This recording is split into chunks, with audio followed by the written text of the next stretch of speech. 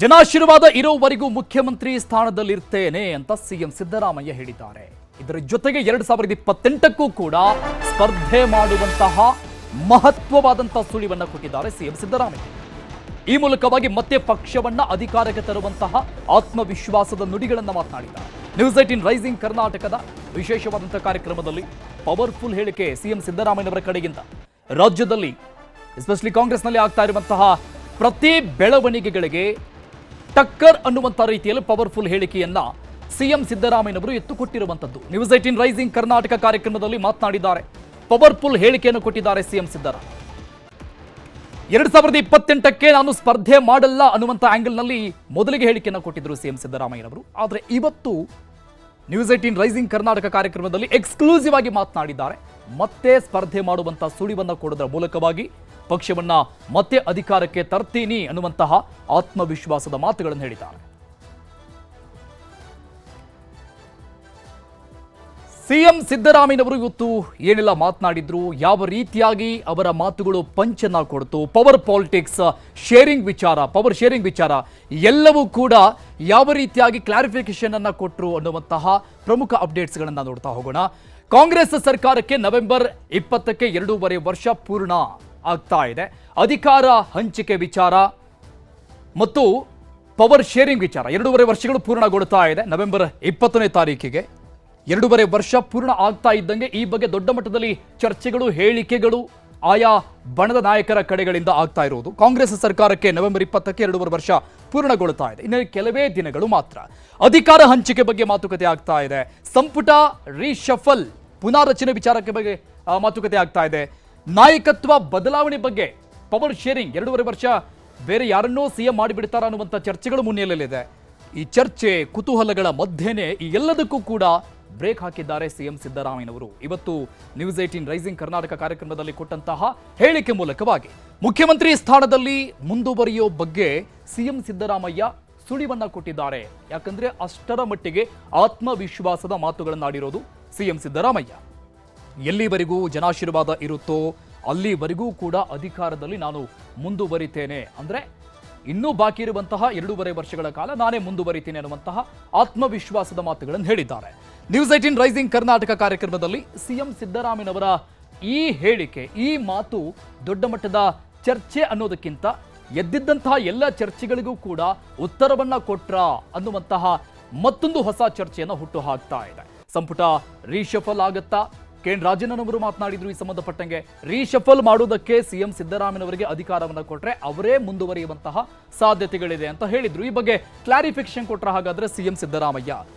CM ಬದಲಾವಣೆ high command ತೀರ್ಮಾನಕ್ಕೆ ಬಿಟ್ಟಿದ್ದು, ಆ ತೀರ್ಮಾನಕ್ಕೆ ನಾವೆಲ್ಲರೂ ಕೂಡ ತಲೆ ಬಾಗ್ತೀವಿ ಅಂತ ಮತ್ತೆ ಹೈಕಮಾಂಡ್ ಕಡೆ ಬೊಟ್ಟು ಮಾಡಿದ್ದಾರೆ ಸಿಎಂ ಸಿದ್ದರಾಮಯ್ಯ. ದೇವರಾಜ ಅರಸು ದಾಖಲೆ ಮುರಿಯೋದು ಮುಖ್ಯ ಅಲ್ಲ, ಜನರ ಕಷ್ಟಗಳಿಗೆ ನೆರವಾಗುವುದು ಮುಖ್ಯ. 2 ಟರ್ಮ್ ದೇವರಾಜು ಅರಸು ಅವರು ಮುಖ್ಯಮಂತ್ರಿ ಆಗಿದ್ದು 10 ವರ್ಷಗಳ ಕಾಲ.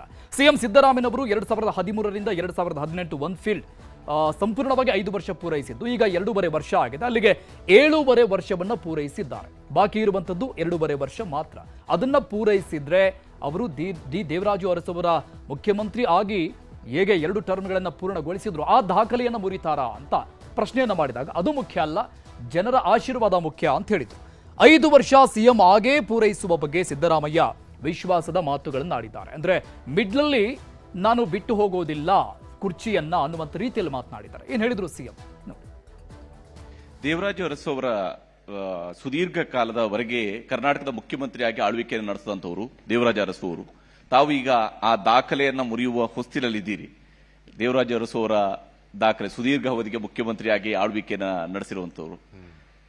ತಮ್ಮಲ್ಲಿ ಈ ಸುದೀರ್ಘ ಆಡಳಿತದ ಅವಧಿ ಎಷ್ಟು ತೃಪ್ತಿ ತಂದಿದೆ ಮತ್ತು ಈ ದಾಖಲೆಯನ್ನು ಮುರಿದು ಕೂಡ ತಾವು ಕರ್ನಾಟಕದಲ್ಲಿ ಅತಿ ಹೆಚ್ಚಿನ ಅವಧಿಯವರೆಗೂ ಕೂಡ ಮುಖ್ಯಮಂತ್ರಿಯಾಗಿ ಆಡಳಿತ ನಿರ್ವಹಿಸಿದವರು ಅನ್ನುವಂತಹ ದಾಖಲೆಯ ಬಗ್ಗೆ ತಾವೇನು ಹೇಳ್ತೀರಿ?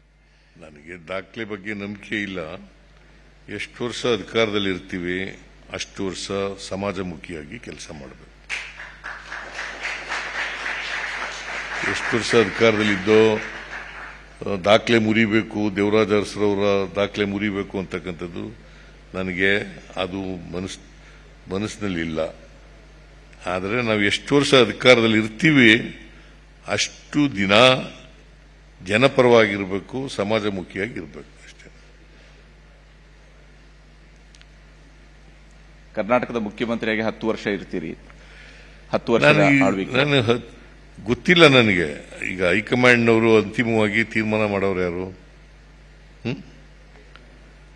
ಈಗ ನನಗೆ ಜನ ಆಶೀರ್ವಾದ ಮಾಡಿದ್ದಾರೆ 5 ವರ್ಷ ಇರಿ ಅಂತ.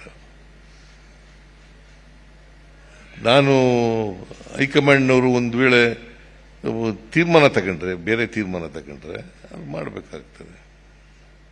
ಅದಕ್ಕೆ ಓಪನ್ ಆಗಿದೆ, ಮುಕ್ತವಾಗಿ ಯಾರೇ ಕಾಂಗ್ರೆಸ್ನವರಾದರೂ ಕೂಡ ಹೈಕಮಾಂಡ್ನವ್ರ ತೀರ್ಮಾನ ಅಂತಿಮ. ಕಾಂಗ್ರೆಸ್ ಪಕ್ಷದಲ್ಲಿ ಹೈಕಮಾಂಡ್ನವರು ಏನ್ ತೀರ್ಮಾನ ತಗೊಳ್ತಾರೆ ಅದೇ ಅಂತಿಮ. ಈ ಪವರ್ ಶೇರಿಂಗ್ ವಿಚಾರಕ್ಕೆ ಸಂಬಂಧಪಟ್ಟಂಗೆ ಸಿಎಂ ಸಿದ್ದರಾಮಯ್ಯನವರು ಈ ರೀತಿಯಾಗಿ ಸ್ಪಷ್ಟನೆಯನ್ನ ಕೊಟ್ಟರು. ಇನ್ನು ಮುಂದುವರೆದು ಮಾತನಾಡಿದ್ರು. ಕ್ಯಾಬಿನೆಟ್ ರೀಶಫಲ್ ವಿಚಾರವಾಗಿ ಏನು ಹೇಳಿದ್ರು? ನವೆಂಬರ್ನಲ್ಲಿ ಸಂಪುಟ ಪುನಾರಚನೆ ಬಗ್ಗೆ ಸಿಎಂ ಮಾತನಾಡಿದ್ದಾರೆ. ಅಂದ್ರೆ ಇನ್ನು 4 ದಿನ ಕಳೆದ್ರೆ ನವೆಂಬರ್ ಬರುತ್ತೆ. ಈಗಾಗಲೇ ಇದ್ದಿರುವಂತಹ ಚರ್ಚೆ ನವೆಂಬರ್ ಕ್ರಾಂತಿ ಅನ್ನುವಂಥದ್ದು. ಆ ಬಗ್ಗೆ ಮಾತನಾಡಿದ್ದಾರೆ. ಹೈಕಮಾಂಡ್ ಒಪ್ಪಿಗೆ ಕೊಟ್ಟರೆ ಸಚಿವ ಸಂಪುಟ ಪುನಾರಚನೆ ಆಗತ್ತೆ, ಸಹಜವಾಗಿ ಇದ್ದೇ ಇರುತ್ತೆ. ಆದರೆ ಸಿಎಂ ಸಿದ್ದರಾಮಯ್ಯನವರಿಗೆ ಈ ಅಧಿಕಾರವನ್ನು ಹೈಕಮಾಂಡ್ ಕೊಡುತ್ತಾ ಅನ್ನೋದು ಸದ್ಯಕ್ಕಿರೋ ಪ್ರಶ್ನೆ. 3-4 ತಿಂಗಳ ಹಿಂದೆ ಸಂಪುಟ ಪುನಾರಚನೆಗೆ ಸೂಚನೆ ಕೊಟ್ಟಿತ್ತು. ಅಂದ್ರೆ ಯಾವಾಗ ಸರ್ಕಾರ 2 ವರ್ಷ ಪೂರೈಸಿ 1-2 ತಿಂಗಳ ಆಯಿತೋ ಹೊಸಬರಿಗೆ ಅವಕಾಶವನ್ನು ಕೊಡಿ ಅನ್ನುವಂಥ ಮೆಸೇಜ್ ಆಗಲೇ ಸಿದ್ದರಾಮಯ್ಯನವರಿಗೆ ಹೈಕಮಾಂಡ್ನಿಂದ ಬಂದಿದೆ ಅನ್ನುವಂಥ ಕ್ಲಾರಿಫಿಕೇಶನ್ ಕೊಟ್ಟಿದ್ದಾರೆ. ಹೊಸಬರಿಗೆ ಅವಕಾಶವನ್ನ ನೀಡಿ ಅಂತ ಹೈಕಮಾಂಡ್ ಹೇಳಿತ್ತು ಅಂತ ಸಿಎಂ ಸಿದ್ದರಾಮಯ್ಯನವರು ಮಾತನಾಡಿದ್ದಾರೆ. ಸರ್ಕಾರಕ್ಕೆ 2.5 ವರ್ಷವಾಗಲಿ ಅಂತ ನಾನು ಕೂಡ ಸುಮ್ಮನಿದ್ದೆ. ಯಾಕಂದ್ರೆ ಕಳೆದ 6-7 ತಿಂಗಳಿಂದಲೂ ಕೂಡ ಈ ರೀಶಫಲ್ ವಿಚಾರಕ್ಕೆ ಸಂಬಂಧಪಟ್ಟಂಗೆ ದೊಡ್ಡ ಮಟ್ಟದ ಚರ್ಚೆಗಳು ಆಗ್ತಾ ಇದ್ರು ಕೂಡ ಸಿಎಂ ಸಿದ್ದರಾಮಯ್ಯನವರು ಈ ಬಗ್ಗೆ ಏನೂ ಮಾತನಾಡಿರಲಿಲ್ಲ. ಆ ಬಗ್ಗೆ ಕ್ಲಾರಿಫಿಕೇಶನ್ ಕೊಟ್ಟಿದ್ದಾರೆ. ಯಾಕೆ ನಾನು ಸುಮ್ಮನಿದ್ದೆ ಅಂತ. ನ್ಯೂಸ್ 18 ರೈಸಿಂಗ್ ಕರ್ನಾಟಕದಲ್ಲಿ ಕರ್ನಾಟಕ ವಿಶೇಷ ಕಾರ್ಯಕ್ರಮದಲ್ಲಿ ಸಿಎಂ ಸಿದ್ದರಾಮಯ್ಯನವರು ಎಕ್ಸ್ಕ್ಲೂಸಿವ್ ಆಗಿ ಮಾತನಾಡಿದ್ದಾರೆ ಸಂಪುಟ ರೀಶಫಲ್ ವಿಚಾರಕ್ಕೆ ಸಂಬಂಧಪಟ್ಟಂಗೆ. ಸರ್ಕಾರಕ್ಕೆ ನವೆಂಬರ್ ತಿಂಗಳಲ್ಲಿ 2.5 ವರ್ಷ ತುಂಬೋದ್ರಿಂದಾಗಿ ಸಂಪುಟ ಪುನರ್ರಚನೆಯ ಬಗ್ಗೆ ಯೋಚನೆ ಮಾಡ್ತಾ ಇದ್ದೀರಾ? ಯಾಕಂದ್ರೆ ಹಿಂದೆಯೂ ಕೂಡ ನೀವು ಅರ್ಧದಲ್ಲಿ ಪುನರ್ರಚನೆಯನ್ನ ಮಾಡಿದ್ರಿ, ತುಂಬಾ ದೊಡ್ಡ ಸಂಖ್ಯೆಯಲ್ಲಿ ಪುನರ್ರಚನೆಯನ್ನ ಮಾಡಿದ್ರಿ. ಪ್ರಭಾವಿ ಸಚಿವರುಗಳಾಗಿದ್ದಂಥವ್ರನ್ನು ಕೂಡ ಆ ರಾಜಕೀಯದ ಸವಾಲನ್ನು ಕೂಡ ಸ್ವೀಕರಿಸಿದ್ರಿ. ಅವತ್ತು ಒಬ್ರು ಪಕ್ಷದಿಂದ ರಾಜೀನಾಮೆಯನ್ನು ಕೊಟ್ಟು, ಶಾಸಕ ಸ್ಥಾನಕ್ಕೆ ರಾಜೀನಾಮೆ ಕೊಟ್ಟು ಒಂದು ಬೈ ಎಲೆಕ್ಷನ್ ಕೂಡ ಬರುವಂಗಾಯ್ತು ಕಳೆದ ಬಾರಿ ನೀವು ಕ್ಯಾಬಿನೆಟ್ ರೀಶಫಲ್ ಮಾಡಿದಾಗ. ಆದ್ರೆ ಆ ರಾಜಕೀಯ ನಿರ್ಧಾರವನ್ನು ನೀವು ತೆಗೆದುಕೊಂಡಿದ್ರಿ ಅವತ್ತು. ಇವತ್ತು ಕೂಡ ಅದೇ ರೀತಿಯಾಗಿ ಕ್ಯಾಬಿನೆಟ್ ರೀಶಫಲ್ ಬಗ್ಗೆ ಸೀರಿಯಸ್ ಆಗಿ ಪ್ಲಾನ್ ಅನ್ನು ಮಾಡಿದ್ದೀರಾ?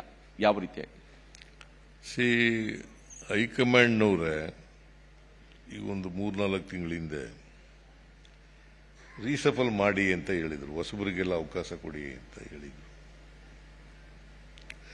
ನಾನು 2.5 ವರ್ಷ ತುಂಬಲಿ, 2.5 ವರ್ಷ ತುಂಬಲಿ, ಅರ್ಧ ಸಮಯ ಆಗ್ತದೆ, ಆಮೇಲೆ ಮಾಡೋಣ ಅಂತ ಹೇಳಿದೆ. ಅದಕ್ಕೆ ಒಪ್ಕೊಂಡಿದ್ರು.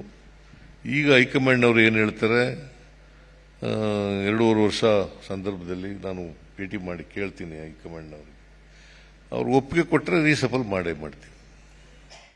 ಇದೆಲ್ಲವೂ ಕೂಡ ಒಂದು ಭಾಗ ಆದ್ರೆ ಕಳೆದ 2 ದಿನಗಳ ಹಿಂದೆ ತಾನೇ ಸಿಎಂ ಸಿದ್ದರಾಮಯ್ಯನವರ ಪುತ್ರ ಯತೀಂದ್ರ ಸಿದ್ದರಾಮಯ್ಯನವರು ಒಂದು ಹೇಳಿಕೆ ಕೊಟ್ಟಿದ್ರು ಬೆಳಗಾವಿಯಲ್ಲಿ. ನಮ್ಮ ತಂದೆ ರಾಜಕೀಯ ಕೊನೆಗಾಲದಲ್ಲಿದ್ದಾರೆ, ಸತೀಶ್ ಜಾರಕಿಹೊಳಿ ಅವರು ಮುಂದಿನ ನಾಯಕತ್ವವನ್ನು ವಹಿಸಿಕೊಳ್ಬೇಕು ಅನ್ನುವಂಥ ರೀತಿಯಲ್ಲಿ ಯತೀಂದ್ರ ಸಿದ್ದರಾಮಯ್ಯನವರು ಕೊಟ್ಟಂತ ಈ ಹೇಳಿಕೆ ಸಿಎಂ ಸಿದ್ದರಾಮಯ್ಯನವರು 2.5 ವರ್ಷ ಆದ ನಂತರದಲ್ಲಿ ಬಿಟ್ಬಿಡ್ತಾರಾ ಅಥವಾ ಮುಂದೆ ಎಲೆಕ್ಷನ್ ನಿಲ್ಲೋದಿಲ್ವಾ, ಈ ಎಲ್ಲ ಚರ್ಚೆಗಳು ಕೂಡ ಇತ್ತು. ಆದರೆ ಈ ಸಂಬಂಧಪಟ್ಟಂಗೆ ಕೂಡ ಸಿಎಂ ಸಿದ್ದರಾಮಯ್ಯ ಮಾತನಾಡಿದ್ದಾರೆ. 2028ಕ್ಕೂ ಕೂಡ ಸ್ಪರ್ಧೆ ಮಾಡುವಂತಹ ಸೂಚನೆಯನ್ನ ಕೊಟ್ಟಿದ್ದಾರೆ. 2028ರ ವಿಧಾನಸಭೆ ಚುನಾವಣೆಯಲ್ಲೂ ಕೂಡ ಸಿದ್ದರಾಮಯ್ಯ ಸ್ಪರ್ಧೆ ಮಾಡುವ ಸಾಧ್ಯತೆಗಳು ಹೆಚ್ಚಾಗಿದೆ. ಈ ಬಗ್ಗೆ ಕೂಡ ಕ್ಲಾರಿಫಿಕೇಶನ್ ಕೊಟ್ಟರು ಸಿಎಂ. 2028ರ ಚುನಾವಣೆಯಲ್ಲಿ ಸ್ಪರ್ಧಿಸಲ್ಲ ಅಂತ ನಾನು ಹೇಳಿದ್ದೆ, ಈ ಹಿಂದೆ ಕೊಟ್ಟಂತಹ ಹೇಳಿಕೆಯನ್ನು ಪುನರ್ವಿಚಾರ ಮಾಡಿದ್ರು. ಆದ್ರೆ ಸ್ನೇಹಿತರು, ನನ್ನ ಹಿತೈಷಿಗಳು ಒತ್ತಾಯ ಮಾಡ್ತಾ ಇದ್ದಾರೆ, ಸ್ಪರ್ಧೆ ಮಾಡಿ 2028ಕ್ಕೂ ಕೂಡ ನೀವು ಚುನಾವಣೆಗೆ ನಿಲ್ಲಿ ಅಂತ. ಆದ್ರೆ ಸ್ನೇಹಿತರು ಹೇಳ್ತಾ ಇರುವ ಹಿನ್ನೆಲೆಯಲ್ಲಿ ಒತ್ತಡ ಜಾಸ್ತಿ ಆಗ್ತಾ ಇದೆ. ನೀವು ಸ್ಪರ್ಧಿಸೋದ್ರಿಂದ ಪಕ್ಷಕ್ಕೆ ಅನುಕೂಲ ಅಂತ ಹೇಳ್ತಾ ಇದ್ದಾರೆ. ಹೇಳಿ ಕೇಳಿ, ಸಿಎಂ ಸಿದ್ದರಾಮಯ್ಯನವರು ಅಹಿಂದ ನಾಯಕ ಅನ್ನುವಂಥ ರೀತಿಯಲ್ಲಿ ಗುರುತಿಸಿಕೊಂಡಿರುವಂಥದ್ದು ರಾಜ್ಯ ರಾಜಕಾರಣದಲ್ಲಿ. ಹೀಗಾಗಿ ಬಹಳಷ್ಟು ಒತ್ತಡಗಳಿದೆ ನನ್ನ ಹಿತೈಷಿಗಳಿಂದ. 2028ಕ್ಕೆ ನಾನು ಚುನಾವಣೆಯಲ್ಲಿ ಸ್ಪರ್ಧೆ ಮಾಡಬೇಕು ಅನ್ನುವಂಥ ನಿಟ್ಟಿನಲ್ಲಿ ಕಾಂಗ್ರೆಸ್ ಅಧಿಕಾರಕ್ಕೆ ಬರೋದಕ್ಕೆ ಅನುಕೂಲ ಆಗುತ್ತೆ ನೀವೇನಾದ್ರೂ ಮತ್ತೆ ಸ್ಪರ್ಧೆ ಮಾಡಿದ್ರೆ ಮುಂದಿನ ಎಲೆಕ್ಷನ್ ನಲ್ಲಿ 2028ರಲ್ಲಿ. ಆದರೆ ಈ ಬಗ್ಗೆ ನಾನಿನ್ನೂ ಕೂಡ ಗಂಭೀರವಾಗಿ ಯೋಚನೆ ಮಾಡಿಲ್ಲ. ಅಂದ್ರೆ ಸಿಎಂ ಸಿದ್ದರಾಮಯ್ಯನವರು ಕೂಡ ಯೋಚನೆ ಮಾಡುವಂತಹ ಹಂತದಲ್ಲಿದ್ದೀನಿ ಅನ್ನುವಂಥ ರೀತಿಯಲ್ಲಿ ಮಾತನಾಡಿದ್ದಾರೆ. ನ್ಯೂಸ್ 18 ರೈಸಿಂಗ್ ಕರ್ನಾಟಕ ವಿಶೇಷ ಕಾರ್ಯಕ್ರಮದಲ್ಲಿ ಸಿಎಂ ಸಿದ್ದರಾಮಯ್ಯನವರ ಎಕ್ಸ್ಕ್ಲೂಸಿವ್ ಆದಂತಹ ಹೇಳಿಕೆ. 2028 ಚುನಾವಣೆಯಲ್ಲಿ ಹಾಗಾದ್ರೆ ತಾವು ಸ್ಪರ್ಧಿಸುವುದಿಲ್ಲ ಅನ್ನುವಂಥದ್ದು ಆ ತೀರ್ಮಾನ ಇವಾಗಲೂ ಕೂಡ ಇದೆಯಾ, ಅಥವಾ ಮತ್ತೆ ಪರಿಶೀಲನೆಯನ್ನ ಮಾಡುವಂತ ಸ್ಥಿತಿ ಬಂತು ಅಂದ್ರೆ ಪರಿಶೀಲನೆ ಮಾಡ್ತೀರಾ? ಈಗ ನಾನು 2028ಕ್ಕೆ ಚುನಾವಣೆಗೆ ಸ್ಪರ್ಧೆ ಮಾಡಲ್ಲ ಅಂತ ಹೇಳಿದ್ದೆ. ಬಟ್ ಎಲ್ಲ ನಮ್ಮ ಸ್ನೇಹಿತರು ಹಿತೈಷಿಗಳು ಎಲ್ಲರೂ ಕೂಡ ನೀವು 2028 ಚುನಾವಣೆಗೆ ನಿಲ್ಲೇಬೇಕು ಅಂತೇಳಿ ಒತ್ತಾಯ ಮಾಡ್ತಾ ಇದ್ದಾರೆ. ಕಾರಣ ಯಾಕಪ್ಪ ಅಂತಂದ್ರೆ ನೀವು ನಿಲ್ಲೋದ್ರಿಂದ ಪಕ್ಷಕ್ಕೆ ಅನುಕೂಲ ಆಗ್ತದೆ, ಮುಂದೆ ಅಧಿಕಾರಕ್ಕೆ ಬರಲಿಕ್ಕೆ ಅನುಕೂಲ ಆಗ್ತದೆ ಅಂತ ಮಾತುಗಳನ್ನು ಹೇಳ್ತಾ ಇದ್ದಾರೆ. ನಾನು ಇನ್ನೂ ಕೂಡ ಅದರ ಬಗ್ಗೆ ಗಂಭೀರವಾಗಿ ತೀರ್ಮಾನ ಮಾಡಿಲ್ಲ.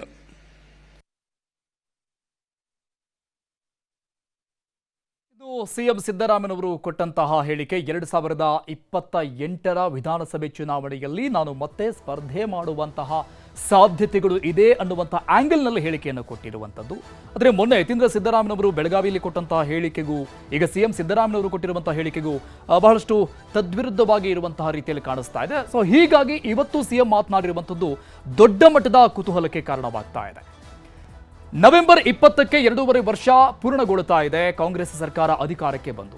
ಸಂಪುಟ ರೀಶಫಲ್ ಫಿಕ್ಸ್ ಅಂತ ಹೇಳಲಾಗ್ತಾ ಇದೆ. ಸರ್ಕಾರಕ್ಕೆ 2.5 ವರ್ಷ ಪೂರ್ಣವಾಗುತ್ತಲೇ ಸಂಪುಟ ಪುನಾರಚನೆ ನವೆಂಬರ್ 20ರ ನಂತರದಲ್ಲಿ ಆಸುಪಾಸಲ್ಲಿ ಆಗುತ್ತೆ ಅನ್ನುವಂತಹ ಸಾಧ್ಯತೆಗಳು ಅನ್ನೋದಕ್ಕಿಂತ ಫಿಕ್ಸ್ ಅಂತ ಹೇಳಲಾಗ್ತಾ ಇದೆ. ಬಿಹಾರ ಚುನಾವಣೆ ಮುಗಿದ ಕೂಡಲೇ ಸಂಪುಟ ಪುನಾರಚನೆಯ ಸರ್ಕಸ್ ರಾಜ್ಯದಲ್ಲಿ ಆರಂಭ ಆಗುತ್ತೆ. ಯಾಕಂದ್ರೆ ಕಾಂಗ್ರೆಸ್ನ ಹೈಕಮಾಂಡ್ ನಾಯಕರೆಲ್ಲರೂ ಕೂಡ ಬಿಹಾರದ ಎಲೆಕ್ಷನ್ ಕಡೆಗೆ ತಮ್ಮ ಚಿತ್ತವನ್ನು ನೆಟ್ಟಿದ್ದಾರೆ. ಅಲ್ಲಿ ಕೊನೆ ಹಂತದ ಎಲ್ಲ ಪ್ರಕ್ರಿಯೆಗಳು ಕೂಡ ನವೆಂಬರ್ 1st ವೀಕ್ ಅಥವಾ 2nd ವೀಕಲ್ಲಿ ಮುಕ್ತಾಯ ಆಗುತ್ತೆ. ಅನಂತರದಲ್ಲಿ ಕರ್ನಾಟಕದ ಕಡೆಗೆ ಅವರು ತಮ್ಮ ಚಿತ್ತವನ್ನು ಹರಿಸ್ತಾರೆ.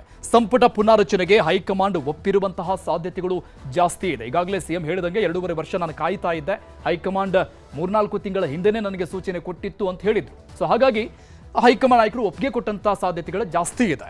ನವೆಂಬರ್ ಕ್ರಾಂತಿ ಸುಳಿವನ್ನ ಕೊಟ್ಟಿದ್ದಾರೆ ಕಾಂಗ್ರೆಸ್ ನಾಯಕರು. ಈ ಬಗ್ಗೆ ದೊಡ್ಡ ಮಟ್ಟದ ಚರ್ಚೆಗಳು ಮೊದಲಿಂದಲೂ ಕೂಡ ಆಗ್ತಾ ಇದೆ. ಕ್ರಾಂತಿಯೂ ಇಲ್ಲ, ಶಾಂತಿಯೂ ಇಲ್ಲ ಅಂತ ಕೆಲವು ನಾಯಕರು ಹೇಳ್ತಾ ಇದ್ದಾರೆ. ಒಂದಿಷ್ಟು ಜನ ಏನಾದರೂ ಆಗಿಬಿಡುತ್ತೆ, ಕಾದ್ ನೋಡೋಣ ಅನ್ನುವಂಥ ಹೇಳಿಕೆಗಳನ್ನು ಕೊಡ್ತಾ ಇದ್ರೆ ಏನೂ ಆಗೋದಿಲ್ಲ, ಸಿಎಂ ಸಿದ್ದರಾಮಯ್ಯನವರೇ 5 ವರ್ಷ ಕಂಟಿನ್ಯೂ ಆಗಿರ್ತಾರೆ ಅಧಿಕಾರದಲ್ಲಿ ಅನ್ನುವಂತಹ ಎಲ್ಲ ರೀತಿಯ ಹೇಳಿಕೆಗಳು ಕೂಡ ಓಡಾಡ್ತಾ ಇದೆ. ಏನು ಹೇಳಿದ್ರು ಕಾಂಗ್ರೆಸ್ ನಾಯಕರು ನೋಡಿ.